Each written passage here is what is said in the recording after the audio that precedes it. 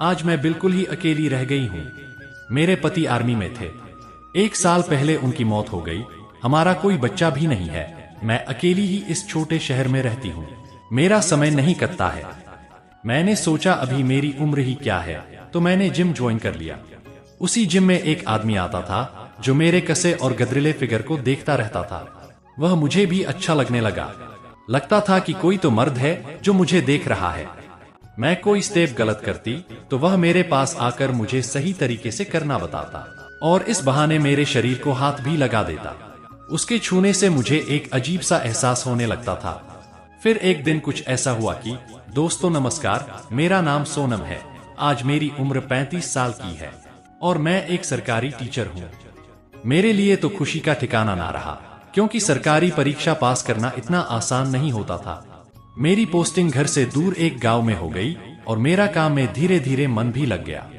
बस रात के वक्त मुझे बहुत ही अकेलापन महसूस होता है। दिन बीतते गए और मेरे मम्मी पापा को मेरी शादी की फिक्र होने लगी, पर मैं अभी शादी नहीं करना चाहती थी, क्योंकि यह नौकरी तो मैं कभी नहीं छोड़ सकती थी। एक दिन बगल के एक गांव से मेरे लिए रिश्ता आया। लड़का आर्मी में जॉब करता था और साल के 3 महीने वह अपने घर पर रहता था और बाकी के समय अपनी ड्यूटी पर। मुझे ये रिश्ता पसंद आ गया तो मैंने उस लड़के से शादी के लिए हाँ कर दी। उस वक्त मेरी उम्र 26 साल की हो चुकी थी। ससुराल में मेरे पति के अलावा मेरे सास ससुर और मेरा एक कुंवारा देवर रहता था। मेरा देवर ससुर जी के साथ खेत का काम संभाला करता था। मेरे पति हमें पैसा भेजा करते थे और साल के 3 महीने वे छुट्टियां घर पर मेरे साथ ही बिताते थे। शादी के बाद तो 15 दिन तक वह मेरे साथ रहे, लेकिन फिर उन्हें ड्यूटी ज्वाइन करना था तो वे अपनी ड्यूटी पर चले गए। अब मुझे उनकी कमी खलने लगी और रात को अपने पति के लिए तड़पती रहती थी। बस फोन पर ही मेरी उनसे बात हो पाती थी। मेरा देवर कभी कभी मेरे कमरे में आ जाता था और मेरे साथ मीठी और प्यार भरी बातें किया करता था। वह मेरी ही उम्र का था। धीरे धीरे मेरा देवर मुझे पसंद आने लगा, क्योंकि वह मेरे पति से ज्यादा मुझे समय दिया करता था। वह हमेशा मुझे हंसाता रहता था। मेरी सास को यह बात बिल्कुल भी पसंद नहीं था कि मेरा देवर मेरे कमरे में वक्त गुजारे। इस वजह से वह मुझे ताने मारती रहती थी, लेकिन मैंने उनकी परवाह नहीं की। आखिर मैं भी तो एक औरत हूँ, मेरी भी कुछ ख्वाहिशें हैं। कब तक ऐसे अकेले जीऊं? मेरे देवर के साथ मेरा कोई गलत संबंध नहीं था, मैं उसे बस अपना अच्छा दोस्त मानती हूँ। जब मेरे पति 6 महीने बाद घर आए तो मेरी सास ने मेरे पति के कान भर दिए। ना जाने उन्हें क्या क्या उल्टा सीधा बता दिया कि मेरे पति मुझ पर बरस पड़े। मैंने उनसे कहा, आप चले जाते हो इसलिए मैं राहुल से बात कर लेती हूँ, पर हमारे बीच में कुछ भी ऐसा वैसा नहीं है। लेकिन मेरे पति और सास ने मिलकर मेरे देवर की शादी करवा दी। मेरे देवर अब अपनी पत्नी के साथ वक्त गुजारने लगे। मेरे पति के जाने के बाद मैं फिर से अकेली हो गई। फिर मैं कुछ बच्चों को ट्यूशन पढ़ाने लगी, जिससे मेरा समय कट जाया करता था और जितना भी समय मिलता मैं अपने पति से फोन पर बात किया करती थी। मेरी शादी को 8 साल हो गए, लेकिन अभी तक मैं मां नहीं बन पाई। और इन 8 सालों में मैंने इतने ताने सुने कि मेरी आंखों से आंसू आ जाते। मेरी देवरानी को 2 बच्चे हो गए थे और मेरी गोद अभी भी सूनी थी। मेरी सास मुझे बातें सुनाने का एक भी मौका नहीं छोड़ती थी। वो कहती, पढ़ी लिखी बहू है, इतनी देर से शादी किया है और बच्चा पैदा करना भी जरूरी नहीं समझती, ताकि काम छोड़कर घर पर ना बैठना पड़ जाए। मेरी देवरानी भी मुझसे जलन रखती थी। एक दिन आर्मी वाले मेरे घर पर आए, साथ में तिरंगे में लिपटी मेरे पति की लाश भी लाए। मेरे पति की मौत के गम से बाहर आने से पहले ही मेरे ससुराल वालों ने मुझे घर से धक्के मारकर बाहर निकाल दिया। मेरी देवरानी तो मुझसे पहले से ही जलती थी, क्योंकि देवर के साथ मैं उसकी शादी से पहले बहुत घुल मिल गई थी। देवरानी ने साफ साफ कह दिया था कि अगर यह विधवा औरत घर में रहेगी तो मैं घर छोड़कर चली जाऊंगी। रही सही कसर मेरी सास ने पूरा कर दिया। हालांकि मेरे ससुर और मेरे देवर ने मेरा साथ तो दिया था, लेकिन सास और देवरानी के आगे कुछ भी नहीं बोल पाए। उसके बाद मैंने उस गांव से ट्रांसफर लेकर एक छोटे शहर में आ गई थी और 1 साल से मैं अकेली जिंदगी जी रही हूँ। यही वजह थी कि मैंने जिम ज्वाइन किया, ताकि और लोगों से मेरी जान पहचान बढ़े। इसी बीच मेरे स्कूल की छुट्टियां आ गई तो मैंने सोचा कि क्यों न छुट्टियां बिताने अपने भैया भाभी के पास चली जाऊं। इसी बीच में मेरे मम्मी पापा का देहांत हो गया। अब बस मेरे भैया ही रह गए थे, जो कि मेरे से 4 साल बड़े हैं। जब मैं ट्रेन पकड़ के जाने लगी तो काफी लंबा सफर था और मुझे पता नहीं क्यों अकेले घबराहट हो रही थी। मेरे पास वाली सीट पर एक 40 साल का एक अधेड़ आदमी आकर बैठ गया। वह मुझे बार बार घूर रहा था। मेरा पीने का पानी खत्म हो गया था, तो मैंने सोचा अगले स्टेशन में उतर कर भर लूंगी। पर जैसे ही अगला स्टेशन आया तो वह आदमी मुझसे मेरा बोतल छीन कर बोला, लाइए मैं पानी भर लाता हूँ, कहकर जल्दी से चला गया। मैं उसकी इस हरकत से काफी घबरा गई थी। मुझे लगा कहीं यह आदमी चोर तो नहीं। लेकिन ट्रेन छूटने से पहले ही वह मेरे पास आ गया और मुझे पानी की बोतल थमा दिया, साथ ही कुछ खाने के लिए भी लाया था। एक अजनबी के हाथों से कुछ भी खाने का मेरा मन नहीं था, लेकिन जब वह भी खाने लगा तो मुझ में हिम्मत आई और मैं भी खाने लगी। बहुत तेज भूख लगी थी। घर से लाया हुआ खाना तो कब का खत्म हो चुका था। जब रात को सोने का वक्त आया तो मुझे ऊपर वाली सीट पर सोना था।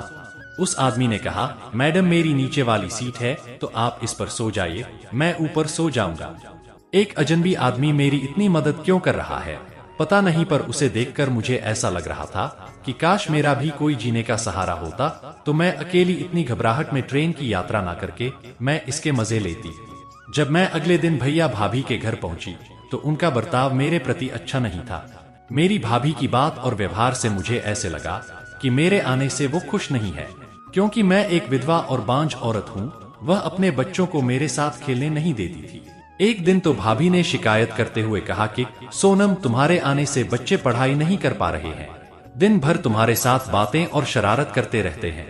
एक दिन भैया भाभी ने तो सीधे मुंह पर ही बोल दिया कि तुम खुद का देख लो, क्योंकि अब मम्मी और पापा तो रहे नहीं। मैं तो कुछ दिनों के लिए ही उनके साथ समय बिताने आई थी, हमेशा के लिए तो नहीं आई थी। और मैं तो अपने काम खुद ही कर लेती हूँ और उनके पैसे से तो खाती भी नहीं हूँ। फिर ये दोनों पता नहीं क्यों मुझे यह बातें सुना रहे थे। मैं तो बस छुट्टियां बिताने के लिए आई थी, पर बहुत जल्द ही सामान पैक करके मैं वहां से चली आई, क्योंकि उनके ताने सुन सुनकर मैं परेशान हो गई थी। घर आने के बाद एक रात मैं सो रही थी, तभी घर के अंदर से कुछ खटपट की आवाज आने लगी, जिससे मेरी नींद खुल गई। मैं बहुत घबरा गई कि आवाज कहां से आ रही है। जब मैं उठकर ड्राइंग रूम की लाइट ऑन किया तो मेरी आंखें फटी की फटी रह गई। दो नकाबपोश आदमी मेरे घर के भीतर थे। जरूर ये कोई चोर उचक्के होंगे, तभी अपना चेहरा ढक कर आए हैं। मुझे समझ नहीं आ रहा था कि मैं क्या करूं। तभी सोचा कि मैं चिल्लाती हूं, पर इससे पहले कि मेरे मुंह से आवाज निकल पाती, दोनों आदमी मेरे पास आ गए और मुझे पकड़ लिया और मेरे मुंह पर अपना हाथ रख दिया। मेरा दिल बहुत तेजी से धड़कने लगा। मुझ अकेली औरत को दो मर्दों ने पकड़ लिया था। मैं करती भी तो क्या करती। वह लोग चुपचाप थोड़ी देर खड़े रहे तो मैं शांत हो गई। जब उन दोनों ने अपना नकाब हटाया तो मेरे सिर के ऊपर मानो आसमान टूट पड़ा। मेरे पैरों तले से जमीन निकल गई। एक तो वही जिम वाला आदमी था और दूसरा ट्रेन वाला। इन दोनों ने पहले से ही जरूर कुछ प्लानिंग कर रखी होगी। आखिर मुझ अकेली औरत से ये लोग क्या चाहते हैं। इससे पहले कि मैं उनसे कुछ पूछती, उन्होंने कहा, हम आपके पति सुदीप के दोस्त हैं। हम सब एक साथ आर्मी में ड्यूटी करते थे। हम यहाँ किसी खास मकसद से आए हैं, पर आप घबराइए मत, हम आपका कोई भी नुकसान नहीं होने देंगे। उन लोगों ने मुझे चाय बनाने को कहा।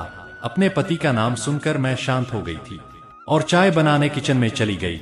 तब तक रात के 2 बज गए थे। आखिर ये लोग सच बोल रहे हैं या झूठ, मैं यह सोच सोच कर कांप रही थी। चोरों की तरह रात को 2 बजे यह लोग मेरे कमरे में क्यों आए हैं, जबकि वे दोनों ये जानते हैं कि मैं विधवा हूँ। मैं डर के मारे बुरी तरीके से कांप रही थी। मैंने नल खोला और अपने ऊपर पानी डालने लगी। जब चाय बन गई तो मैं चाय लेकर कमरे में पहुंची। पानी डालने से मेरी साड़ी गीली होकर मेरे शरीर से चिपक गई थी। मैंने उन दोनों को चाय दिया तो वे दोनों मेरी तरफ घूर घूर कर देख रहे थे और मेरे गीले और उभरे बदन को ताड़ रहे थे। जल्दी और घबराहट में मैंने अपने कपड़े भी नहीं बदले थे, और बदलती भी कैसे, वे दोनों तो मेरे बेडरूम में ही बैठे थे। दोनों ने चाय ले ली और बोले कि आपके पति ने मरने से पहले हमसे वचन लिया था कि हम आपका ख्याल रखें। संदीप भाई आपसे बहुत प्यार करते थे और आपके बारे में हमें बताते रहते थे। आपके पति की आखिरी इच्छा थी कि हम दोनों आपसे शादी कर लें। यह सुनकर तो मेरा सिर चकरा गया। यह क्या कह रहे हैं ये दोनों? 2 लोगों से शादी कर लूं? मेरे पति की ये आखिरी इच्छा है। ऐसी इच्छा उन्होंने कैसे पाल ली? मुझे तो यह भी नहीं मालूम कि ये लोग मेरे पति के दोस्त हैं भी या नहीं, क्योंकि उन्होंने कभी भी इन दोनों का जिक्र नहीं किया था। मैं बैठ गई और उनसे कहा कि 2 लोगों से शादी कैसे कर सकती हूँ। उन्होंने कहा, यही तो हम भी सोच रहे थे, इसलिए 1 साल तक हम आपके पास नहीं आए। लेकिन आपके पति की आखिरी इच्छा हमें अंदर ही अंदर खाई जा रही थी। इसी वजह से हम दोनों ने ये फैसला किया कि हम दोनों आपसे शादी कर लेंगे ताकि उनकी आत्मा को शांति मिल सके। मुझे तो कुछ भी समझ नहीं आ रहा था कि आखिर क्या करूं, लेकिन मेरे पति के मरते ही ससुराल वालों ने मुझे घर से निकाल दिया। भैया भाभी भी नहीं चाहते कि मैं उनके पास जाऊं। मैं बिल्कुल अकेली रह गई थी। ना जाने क्यों मैं उन दोनों पर भरोसा कर लिया और उनसे हाँ कर दी। फिर उसके बाद उन्होंने जो कुछ भी किया उससे मैं बिल्कुल ही घबरा गई और रात भर मेरी चीख निकलती रही। मुझे पता नहीं था कि वह लोग मेरे साथ। जब मैं सुबह उठी तो वह दोनों जा चुके थे और फिर मैं अपने आप को कोसने लगी। मुझे तो यकीन हो चुका था कि यह लोग झूठे हैं और बस मौके का फायदा उठाने आए थे। तभी मेरी नजर घर की अलमारी पर पड़ी जो कि खुली हुई थी। उसे देखते ही मैं बहुत घबरा गई और जैसे ही मैं अलमारी के पास गई तो उसका लॉकर खुला हुआ था और उसके अंदर पड़े मेरे सारे सोने के जेवरात गायब थे, जो कि मेरे पति ने इन 8 सालों में मुझे बनवा कर दिया था। जब मेरी सास ने मुझे घर से निकाल दिया था तब वह जेवरात वापस मांग रही थी, पर मैंने उन्हें देने से साफ मना कर दिया था क्योंकि मुझे मेरे पति ने वह गहने दिए थे। मेरी आंखों से आंसू आ गए। अब तो मैं पुलिस के पास भी नहीं जा सकती थी। क्या रिपोर्ट लिखवाऊं? इससे मेरी ही बदनामी होती। वे दोनों मुझे लूट कर चले गए थे। तभी मेरे पास एक फोन आया। कॉलर आईडी में उसका नाम देखकर मैं डर गई। कांपते हाथों से जब मैंने फोन उठाया तो उधर से मेरी सास हंसते हुए कह रही थी कि तेरे कलेजे को ठंडक मिली और मेरे कलेजे को भी मिल गई। मैं समझ चुकी थी कि उन दोनों आदमी को मेरे पास उसने ही भेजा था ताकि वह गहना चुरा सके। ऐसा लग रहा था कि मेरे साथ एक गंदा मजाक किया गया है। करीब 6 महीने बाद किसी ने मेरे दरवाजे की बेल बजाई। जब मैं दरवाजा खोली तो मेरा देवर सामने खड़ा था। मैंने उससे कहा, अब आप मुझसे क्या लेने आए हो? तभी उन्होंने मेरे सारे गहने मुझे वापस कर दिए। मेरा देवर अंदर आया और कहा, भाभी, मेरी माँ और मेरी बीवी ने आपसे गहने लेने के लिए यह सारा गंदा खेल रचा था, लेकिन बुरे कर्म का नतीजा हमेशा बुरा ही होता है। गहना चोरी के बाद ही मेरी माँ बीमार पड़ी और मर गई। मैंने अपनी पत्नी को तलाक दे दिया। अभी अभी मुझे तलाक मिला है। मैं चाहता हूँ कि आप मुझसे शादी कर लो। मैं आपको बहुत पसंद करता था, पर आप मेरे भैया की पत्नी थीं, इसलिए मैंने अपने दिल की बात आपको कभी नहीं बताया और अपनी मर्यादा कभी पार नहीं की। पर अब जब आप भी अकेली हैं और मैं भी अकेला हूँ, तो हम शादी करके अपनी एक नई दुनिया बसाते हैं। मैंने अपने देवर की बात मान ली और उससे शादी कर ली, क्योंकि एक वही है जिसने मुझे धोखा नहीं दिया। बाकी सारे रिश्तों ने मुझे धोखा दिया और हम दोनों शादी करके एक साथ जिंदगी हंसी खुशी से बिताने लगे। तो दोस्तों, आपको कैसी लगी यह कहानी कमेंट करके जरूर बताएं और कहानी को दोस्तों के साथ शेयर करें और चैनल को सब्सक्राइब जरूर करें। किसी ऐसी ही कहानी के साथ आपसे फिर मुलाकात होगी। धन्यवाद।